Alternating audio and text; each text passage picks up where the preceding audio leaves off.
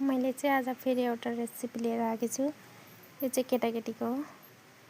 चाहिँ निगुरे थियो, त्यसमा टमाटर अनि धनियाँको पत्ता अनि डिम्मा अनि मैगी त्यसको बनाइदिनु पर्यो केटाकेटीलाई ब्रेकफास्ट भने मर्निङमा। यसरी त्यसलाई चाहिँ अलिक तेल धेरै चाहिन्छ किनकि डिम्मा पनि पकाउनुपर्छ नि, त्यही भएर अलिकति धेर तेल हालेको केटाकेटीको लागि पनि।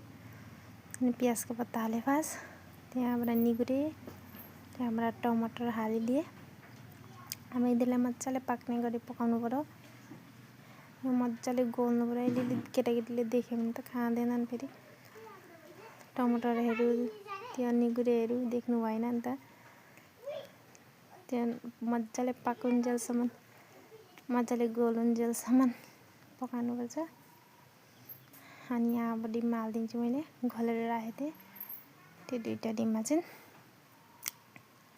यसरी अब भुजिया बनाइदिन्छु यसलाई।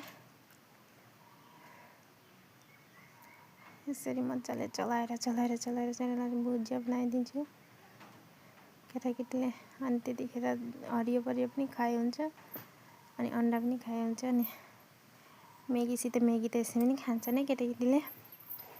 मैगी चाहिँ गोटा हाल्नु लगाउनु, गोटा हाल्दा पनि भयो, सानो पारेर हाल्दा पनि हुन्छ। आफूलाई कस्तो मनपर्छ नि त होइन। मैले चाहिँ गोटा हाल्दै थिएँ। आज चाहिँ यसरी बनाएँ। मसला चाहिँ दुईवटा उयोको मैगीको एउटा मात्रै मसला हालिदिएँ अनि यत्तिको भइरहेको थियो।